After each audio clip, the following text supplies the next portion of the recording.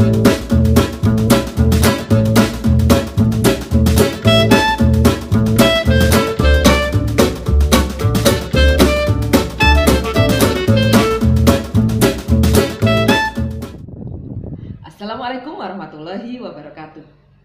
Selamat bertemu kembali dengan saya, Siti Malihatun Badriah. Salam sehat, bahagia, dan sukses selalu.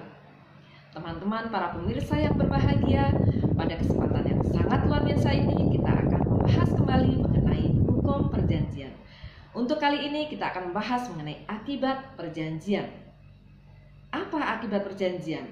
Kalau terjadi perjanjian, maka akibatnya apa? Muncul apa? Nah, di sini muncullah perikatan. Apa itu perikatan? Perikatan adalah hubungan hukum antara dua pihak dalam lapangan hukum harta kekayaan yang menimbulkan hak pada satu pihak dan kewajiban pada pihak lain dalam suatu prestasi. Ada perjanjian, muncul perikatan. Perikatan berarti mengikat. Mengikat untuk siapa? Mengikat untuk kedua belah pihak. Lalu bagaimana mengikatnya perjanjian tersebut bagi para pihak yang membuatnya? Kita bisa lihat dalam pasal 1338 Kitab Undang-Undang Hukum Perdata. Di situ dikemukakan bahwa semua perjanjian yang dibuat secara sah berlaku sebagai undang-undang bagi para pihak. Ini berarti bahwa perjanjian yang dibuat secara sah sudah memenuhi syarat sahnya perjanjian sebagaimana diatur dalam pasal 1320 Kitab Undang-Undang Hukum Perdata, maka di sini mengikat kedua belah pihak sebagaimana mengikatnya undang-undang. Sehingga dalam hal ini, kedua belah pihak yang membuat perjanjian tersebut maka harus melaksanakan perjanjian tersebut. Harus melaksanakan, berarti terikat untuk melaksanakan, wajib untuk melaksanakan perjanjian yang sudah dibuat oleh para pihak yang bersangkutan. Jadi di sini perjanjian yang sudah dibuat secara sah tadi tidak bisa ditarik kembali oleh salah satu pihak. Kalau akan ditarik kembali, maka harus ada kesepakatan antara kedua belah pihak. Jadi tidak boleh ditarik kembali kecuali ada kesepakatan antara para pihak. Nah, perjanjian ini harus dilaksanakan dengan itikat baik. Jadi harus memenuhi kepatutan dan keadilan. Selanjutnya kita melihat pasal 1339 Kitab Undang-Undang Hukum Perdata. Di dalam pasal 1339 Kitab Undang-Undang Hukum Perdata, di situ dikatakan bahwa perjanjian tidak hanya mengikat untuk apa yang dicantumkan secara tegas di dalam perjanjian tersebut, tetapi untuk segala sesuatu yang menurut sifat perjanjian diharuskan oleh kepatutan, kebiasaan, maupun oleh undang-undang.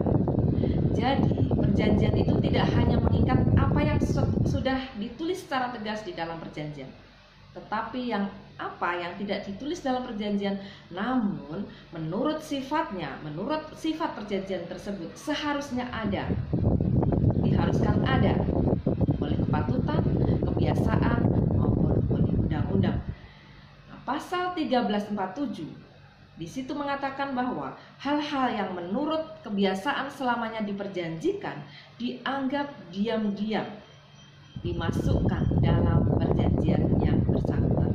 Jadi meskipun tidak ada di dalam perjanjian, tidak dicantumkan dalam perjanjian, namun kalau menurut kebiasaan yang selamanya diperjanjikan, maka dianggap secara diam-diam ada di dalam perjanjian yang bersangkutan. Kebiasaan itu ada yang bisa mengesampingkan undang-undang dan ada kebiasaan yang tidak bisa mengesampingkan undang-undang.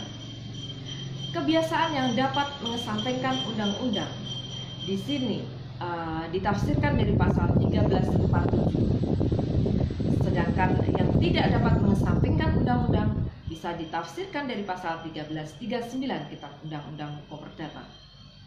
Peristiwa kebiasaan yang dapat mengesampingkan undang-undang adalah adanya suatu peristiwa jual beli sapi. Nah, ada jual beli, ada perjanjian jual beli sapi. Sapi belum diserahkan, namun kemudian sapi itu sakit dan mati.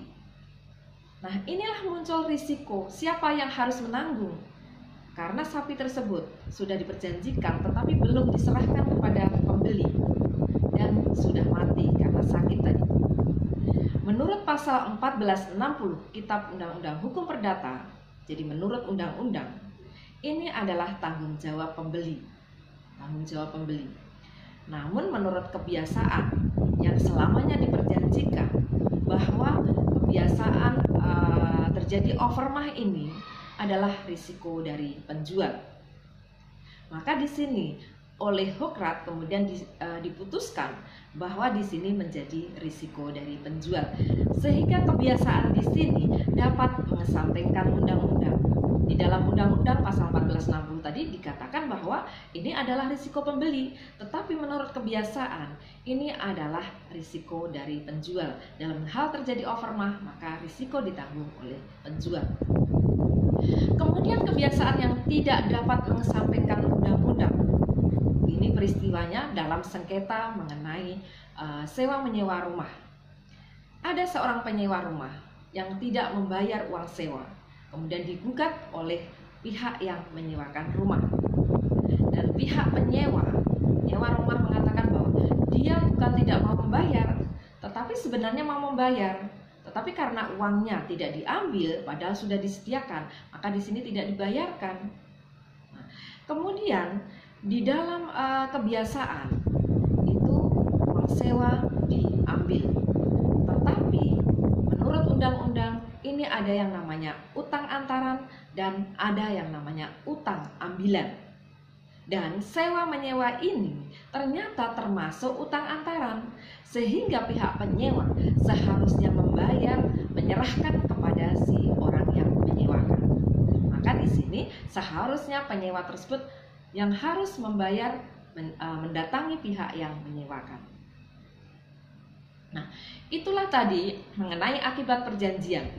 Akibat perjanjian menimbulkan perikatan. Nah, perikatan ini mengikat kedua belah pihak sebagaimana mengikatnya undang-undang. Demikian apa yang bisa saya sampaikan pada kesempatan yang sangat luar biasa ini mengenai akibat perjanjian. Terima kasih atas perhatian teman-teman semuanya, para pemirsa semuanya, dan mohon maaf apabila ada kekurangan. Dan jangan lupa subscribe apabila belum subscribe. Bunyikan juga loncengnya supaya selalu mendapatkan update video-video terbaru saya. Dan jangan lupa pula like, komen, dan share supaya video ini bermanfaat untuk lebih banyak orang lagi. Terima kasih. Wassalamualaikum warahmatullahi wabarakatuh.